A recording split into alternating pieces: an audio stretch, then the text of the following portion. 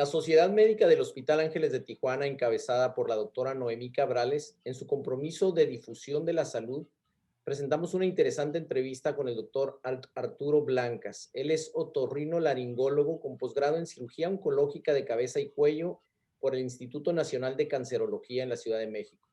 Actualmente atiende su consulta en el Hospital Ángeles de Tijuana y él nos hablará sobre su experiencia en cáncer de orofaringe.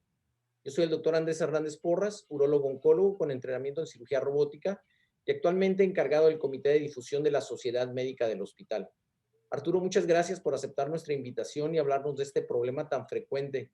Y sabes, yo considero importante empezar por saber qué es la orofaringe, a qué se refiere con esta estructura o esta parte del cuerpo. Bueno, antes que nada, muchas gracias por la invitación para poder externar algunas pláticas interesantes y poder, pues, poner algunos puntos de interés. Mira, lo que nosotros conocemos como orofaringe es la parte posterior a la cavidad oral que está constituida por el paladar, por parte del paladar que forma generalmente lo que ves tú, la estructura es la lingual, o sea, las papilas a nivel de la lengua. Vamos a poner un diagrama aquí para que podamos entender mejor. O sea, todo lo que está por acá arriba, por delante del paladar duro, es la cavidad oral. Lo que está por detrás del... Si puedes subir un poquito un poquito más arriba. Ah, exactamente. Es el paladar duro, ¿Okay? Paladar blando, que va a formar básicamente lo más importante es la amígdala, que nosotros conocemos como anginas, ¿verdad? Que son las amígdalas palatinas, y la base de la lengua, que es la amígdala lingual, que son las principales estructuras, aparte de la pared faríngea lateral. Entonces, hablemos que generalmente lo que la gente conoce como angina, las famosas anginas, es una de las partes o estructuras más importantes de la orofaringe, que es la amígdala palatina. Y otra parte, que es la base de la lengua, es la amígdala lingual. Hay otro tejido linfoide en la pared lateral, que son bandas laterales, que ya no corresponde a la orofaringe, porque es arriba del paladar, es la nasofaringe, están las adenoides, en esta parte de acá. Entonces, si nosotros pasamos una línea de las papilas gustativas posteriores hacia el paladar, hasta acá la epiglotis, y este es lo que corresponde a la orofaringe, esta porción. ¿De qué es importante entender esto? Porque hoy en día la incidencia de cáncer de orofaringe ha ido incrementándose en su número en su incidencia, siendo mucho más frecuente que antes, porque el cáncer generalmente de cavidad o de cavidades en la vía aéreo-digestiva era mucho más frecuente, el cáncer de laringe, el cáncer de cavidad oral, y menos frecuente el cáncer de orofaringe. Y hoy estamos viendo que hay un cambio, hay una mayor presentación del cáncer de orofaringe. De hecho, este año se considera que desde las curvas de presentación del cáncer de orofaringe está en los Estados Unidos, está rebasando más que el cáncer cervicuterino. Entonces, mientras el cáncer cervicuterino va en descenso, el cáncer de orofaringe va en ascenso. Antes los factores de riesgo que estaban relacionados con este tipo de tumores era el tabaquismo, el alcoholismo, y obviamente se presentaba en personas en una etapa de la vida más grande, o sea, de mayor edad. ¿Por qué? Porque tenían que estar expuestos a esos factores de riesgo. Hoy se ve que se está presentando el cáncer de orofaringe en pacientes relativamente más jóvenes, de 40, 50, 60 años, o sea, en paciente joven. Entonces eso hizo que se estudiara la causa, el por qué. Y hoy sabemos con exactitud que existen dos tipos de fenotipos en este tipo de tumores. El cáncer que está relacionado con el virus del papiloma humano y el no relacionado con el virus del papiloma humano. El cáncer de orofaringe, el virus del papiloma humano positivo, ha incrementado en forma importante y de hecho se espera que para los próximos años esté por arriba del cáncer cervicuterino, y esto es así. Ahora, otra cosa importante, entonces, al estar relacionado con el virus del papiloma humano, este tumor se considera como un tumor secundario a un problema de transmisión sexual. ¿Por qué? Porque sabemos que el virus del papiloma humano llega a la cavidad oral por una transmisión de tipo sexual. O sea, entonces, y es, por otro lado, es más común, es más frecuente en el hombre que en la mujer, curiosamente. Eso desde el punto de vista epidemiológico ya hace una gran diferencia, porque hoy, aparte de que cualquier cáncer de orofaringe se tiene que clasificar si está relacionado con el virus del papiloma o no, porque es un factor pronóstico. También es importante porque ya empieza a existir algunos protocolos en el cual el tratamiento es de menor intensidad, porque afortunadamente este tipo de tumores, con respecto al no relacionado con el virus, es menos agresivo. De hecho, ya tiene una nueva clasificación y para etapificar el grado o de la etapa clínica de la enfermedad. Entonces, esto yo creo que es lo interesante, y que obviamente con la vacunación también se espera que empiece a disminuir el número de casos. Oye, Arturo, y bueno, si es por transmisión sexual, bueno, entiendo que es por el sexo oral, pero una persona que tiene una infección en la garganta, ¿puede transmitir por un beso o el virus también, o solamente sexo directamente con genitales?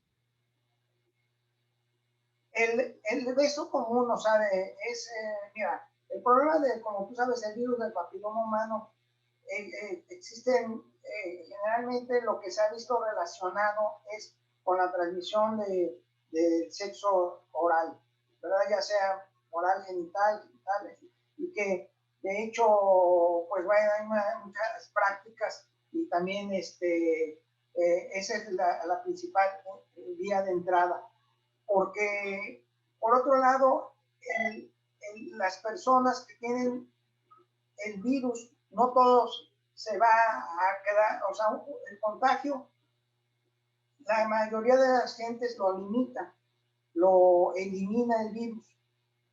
Solamente un porcentaje menor que se desconoce realmente la causa es que se manifiesta la enfermedad. El hecho de haberse contagiado, porque como eso, el virus del papiloma, cuando se han visto y se ha buscado, se encuentra que en personas puede llegar, de la población abierta, puede haber una incidencia tan alta como del 60-70% de ser positivos al virus. Sin embargo, pues no desarrollan cáncer. Entonces, solamente y la gran mayoría de las personas que se contagian eliminan el virus. Recordemos que este virus vive solamente en la mucosa o en la piel, ¿verdad? Los diferentes tipos de virus, pero en este en particular, el 16, 18, que son los que están más relacionados con los que se llaman virus de alto riesgo, pues viven en la mucosa. Ahora, a diferencia en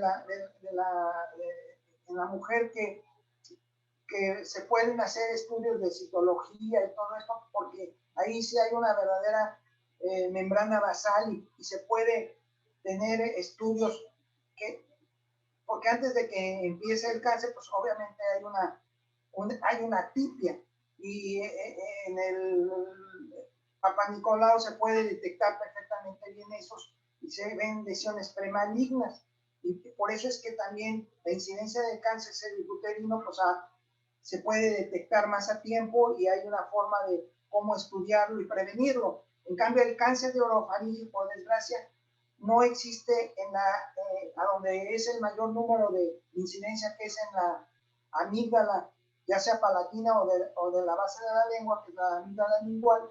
No hay una verdadera membrana basal, entonces no se puede hacer estudios de citología para poder saber si hay un cambio o no. Ya cuando se presenta, ya está el tumor. ¿Y da algún tipo de síntoma el tumor o cómo se da cuenta la gente que lo tiene? O sea, generalmente es otra de las cosas, un gran número de pacientes que tienen problemas de este tipo, el tumor primario es un tumor a veces muy pequeño, de unos cuantos centímetros, y que da a veces un poco de dolor o molestia inespecífica en la garganta, pero no pasa desapercibido. Y en un porcentaje hasta de un 30-40% de los pacientes, la única manifestación que tienen es una adenopatía. Llegan pacientes con una adenopatía a nivel 2 ganglionaros, a nivel, digamos, del yúgulo digástrico, que confunde mucho a la gente. Es que me salió una angina, y confunden una adenopatía de este tipo. Cuando les dan angina, piensan que se inflaman a veces este tipo de ganglios, porque es a donde drena el riego linfático, y lo confunden popularmente, ¿no? Porque tocan las anginas aquí, ¿verdad? Que hasta que las truenan y eso hablan, no, pero es una adenopatía. Entonces llegan con adenopatías, y esas adenopatías es la única manifestación antes de que empiece a crecer el tumor. De hecho, la única manifestación puede ser un crecimiento ganglionar en el cuello, sobre todo en pacientes adultos, y que se presentan con una adenopatía en el cuello y que tiene más de 2 semanas.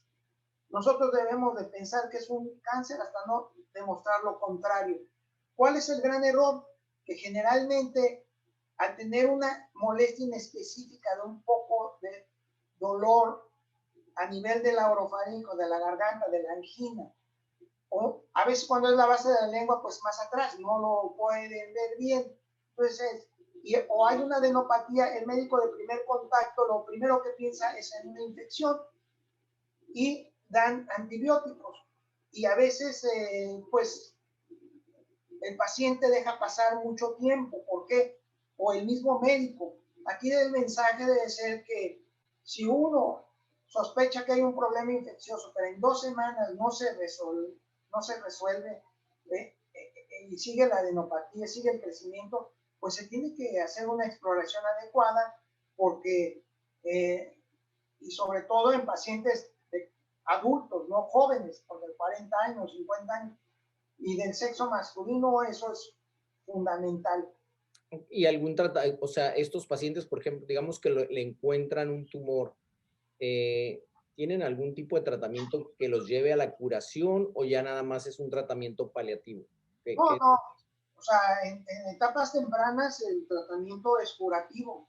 De hecho, pues depende, el tratamiento puede ser, si es en una etapa inicial, puede ser la cirugía únicamente o la radioterapia.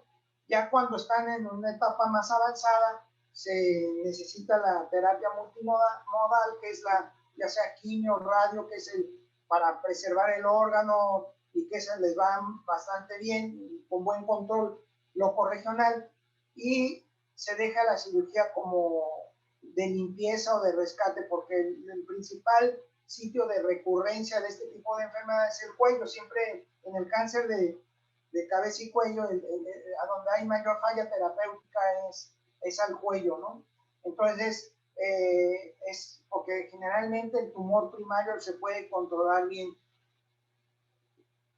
Y ahí es a donde entra, por ejemplo, en etapas tempranas, la cirugía transoral es lo indicado. De hecho, ahí es a donde está hoy de moda la cirugía transoral, por medio de robótica, ¿verdad? Que es la que, porque se logra quitar el tumor primario con un margen suficiente, y si el cuello está, también se hace el cuello, y si es un ganglio, dos ganglios, y que no hay una extensión de ruptura capsular del ganglio, puede quedar suficientemente bien tratado con cirugía.